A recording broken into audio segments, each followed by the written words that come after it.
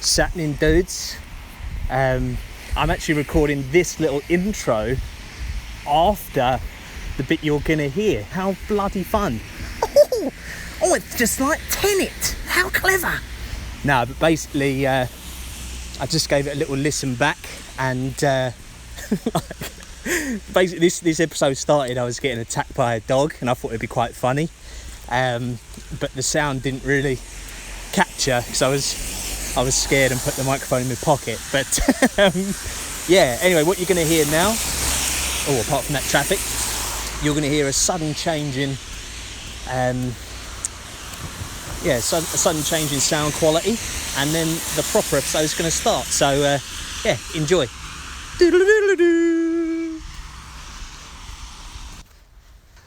They've just crossed out of the field as well, so I'm feeling a bit more confident. So funny. Big old fluffy dog as well, just trying to train its owners rather than the other way around.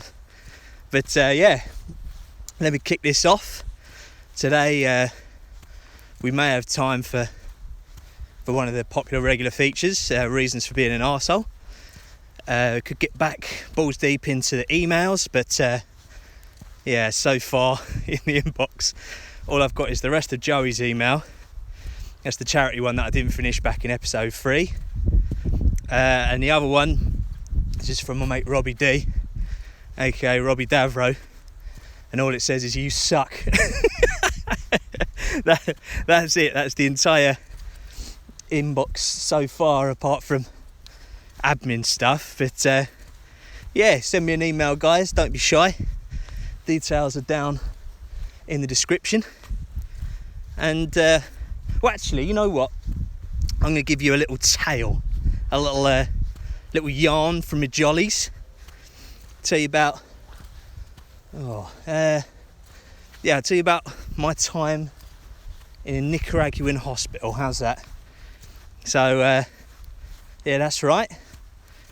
Snuggle in, pop your little hiney down on the story carpet, and you know what, why not go and make a lovely wonderful large cup of cocoa. Story will be over by the time it's made, but you know, life is what you do between hot chocolates, isn't it? Life is like a box of chocolates. You live longer if you're not very nice. Oh dear, that's such a thing that mums would have written on a tea towel, isn't it? Life's too short to settle for a small glass of wine. Oh, I'm a devil. Oh, what am I like? Deary me. Anyway, stop distracting me. I'm trying to tell this bloody story, aren't I? So, yeah, once upon a time, there was a beautiful man named Jack Tidball. Gorgeous he was. Bit of a belly on him, but a bit hairy as well. But you know, he had a sort of acquired charm. No. Oh god, right. Nicaragua. So this is back in 2015. Travelling with my mate Pad. Hello Pad. We're going down the Americas. Oh, little train going by. Yeah, loads of story to tell about that trip, but just going to pick out this little slither. And basically, you know, just all the way down, I was taking these pills, like, 'cause I was worried about getting malaria or dengue or whatever. I'm not even sure you can immune yourself to dengue, but whatever. But yeah, I got loads of jabs and stuff, and I was on a pretty good little regime, pretty healthy, always going well. But by the time we got down to Nicaragua, though, we were absolutely in this beautiful place called Leon. Look it up, Leon. Oh, that's French, whatever. But really nice. And yeah, I was not feeling good. Fuck knows what was wrong with me. But yeah, I was all over the gaff, like sweating. Felt really weak, hot and cold flushes. Had really bad shits, like properly shitting out my pelvis. Oh, how's that hot chocolate going down? But yeah, couldn't keep any food down at all. It was just like absolute onslaught. And it was just horrendous. So yeah, like day one of the illness goes by, and I'm still not better. So I say to Pad, yeah, you know what, man? I think I've got malaria. I think I'm going to die. So I think I must have missed one of the tablets or something in my little regime. So I need to go and see the doctor. So later on that day, I remember going out to find a doctor, and I was like, fuck it, I'm just gonna go to the hospital. Like, that's where the doctors live, innit? Like, and you're definitely gonna find one in there. So I'm waddling through the street, sort of all dazed and dopey. And, well, spoiler alert, I didn't die, but 1, 2, miss a few. Make it to the hospital, and I went straight into the A&E bit, and because that sort of looked like there was people there that could help. Because at this point I'd still convinced myself that I had malaria. I had bad malaria is what I was saying. I was like, oh, I've got bad malaria. But I was just sort of walking around in this little waiting room bit, just sort of going, mal sangre, senor. But yeah, I've got malaria. Oh, ayudar. Twat. But yeah, so this lady sort of sits me down, and she starts doing that. Well, she was doing that pump thing they use for blood pressure. I was like, what the hell is happening? Like, there's no need for that. You know, so suddenly became a medical expert, and yeah, it didn't seem long enough to take blood pressure as well. So it must have been some other gizmo.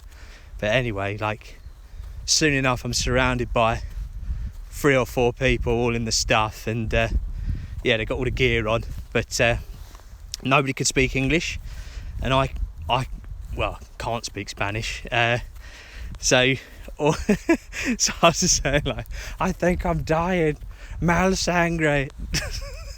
Pathetic. Like, so they took some blood, and I just sat there all queasy, like sort of half fainted at that point as well, and it's probably knackered out from all the shitting that day and the day before. Yeah, crying a little bit at that point as well, you know, looking cool. And all I was thinking was, is this it? Like, am I gonna die in here? Like, I was in my own little room though, which was nice. Had all the had one of the Jimmys on the TV, I remember. Probably not Jimmy Corden, but Kimmel or the other one, Fallon. It was nice though, yeah, I had my own little room. And yeah, amazingly out of nowhere, this dude just started speaking to the nurses, like he's speaking to them in Spanish and then coming to me in English. Like, I don't think he was a doctor, this dude, but well, he was wearing a badge, so he was definitely working there. But yeah, he's kind of helping them all translate. And I was like, yeah, mate, do you work here? And he's like, yes, the doctor would like to taste your piss and shit. Would he? Are you sure he's a doctor? The doctor would like to taste your piss and shit. So anyway, then he picked up like these little containers, gave them to me, and then he just sort of moved up real close, and he just stood there, just kind of pointing at my dick. I'm just like, gracias, senor. Oh God. Do you ever play that game when you were a kid, where you just after they'd mowed some, like after they'd cut the grass, you'd grab handfuls of grass and then run around chucking at each other going, gracias. Oh my God, I mean, we'd get a whole lunch break out of that back in the day, but what posh little wankers. Gracias. Oh Jesus. But yeah, anyway, so yeah, I've got these containers, and you know, everything's sort of starting to make sense. Like, struggling to use them because I haven't had any food in the last couple of days, but whatever. But I remember at this point as well, like I was half hearing stuff, like their little discussions, and they kept saying enfermo, right? So to me, like, I mean, it had all sort of calmed down, but they were sort of like feeling my head, the back of their hands or whatever, and just going like, enfermo, que trauma. But like, now I'm piecing it together. My thought process at the time, like, I think I was doubly misunderstanding that infermo. Like, in my head, I was translating it as infirmary, and then because of films, I thought that an infirmary was an operating room, which isn't. But yeah, all infermo means is ill, which I was. But yeah, I was convinced I was going to have an operation. But yeah, no one was going to operate. But yeah, I was texting Pad at this point, sort of going, oh yeah, they're going to operate soon, and like, I mean, I was just out of my mind, really. Like, I remember him just replying back, like something along the lines of, mate, they wouldn't operate for malaria. Don't know what you're talking about. But yeah, fast forward from there, I spent the night, like, they put me in on a drip thing, and I got better pretty quickly, and I'm still not actually sure what was wrong with me, but the whole ordeal cost me about 80 quid.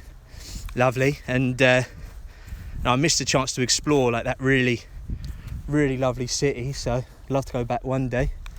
But yeah, I just want that to be an example of how pronunciation that's ironic, pronunciation is key. Like, never do I want to hear anyone say sort of, oh, I'm saying the right words, aren't I? Why wouldn't they? Why don't they understand me? I mean, you know, when you're away, you're just saying cerveza, please, Giuseppe. Like, fucking yeah. I mean, what you're saying and what you think you're saying is probably could be very different. You know, like matey boy in that hospital that got taste and test mixed up. So anyway, I think that's about enough for today. So if you've listened for this far, guys, are you going to subscribe or? Oh, thanks if you already have subscribed, by the way. Like, you're an absolute legend. And if you're having a nice time, don't forget to recommend to a friend, rate, review, all of that shit. And if you want to support the show, there's a link down in the subscription. And the email address to get involved is tidbitspod@protonmail.com. Send me over a topic you'd like sort of discussed or whatever, and I'll try my best to fit it into one of these rambles. But I hate goodbyes.